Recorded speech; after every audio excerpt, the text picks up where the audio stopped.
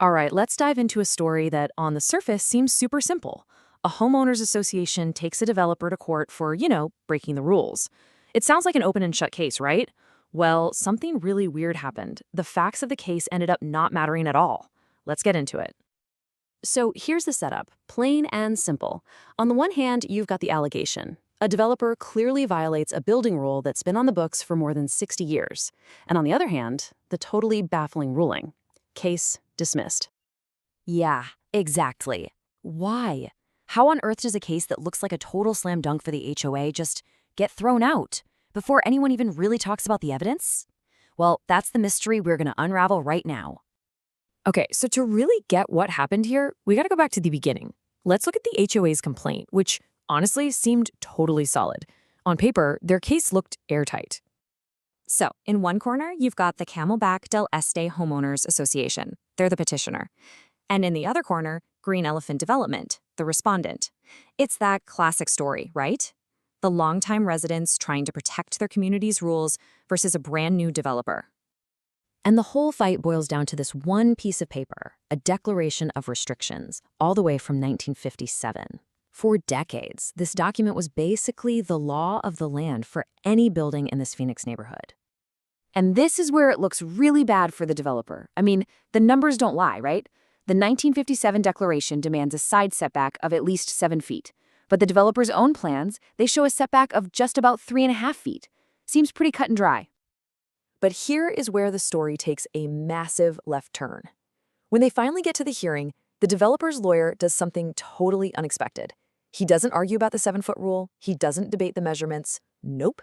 He starts asking questions about something else entirely. He starts with this question aimed right at the HOA president, Robert Chiffelle. And you're thinking, wait, what? What does mandatory membership have to do with a building setback? This is totally irrelevant. But the answer, under oath, a simple one-word answer, no. Turns out, joining the HOA is completely voluntary.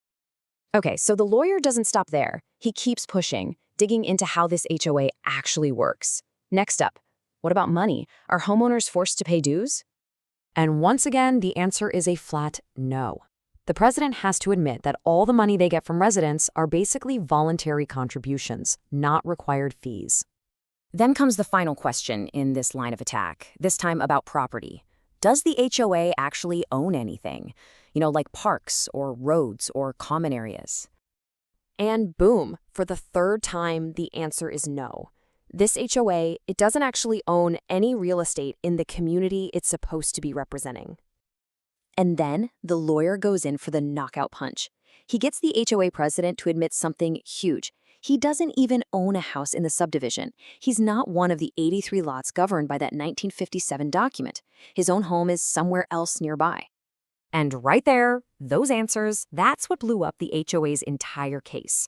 Because it turns out, this fight was never really about the building plans. It was all about a very specific, very strict legal definition that the HOA had to meet to even be in that court.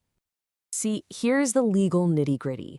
Under Arizona law, the Office of Administrative Hearings, that's the court they were in, can only hear cases from something called a planned community.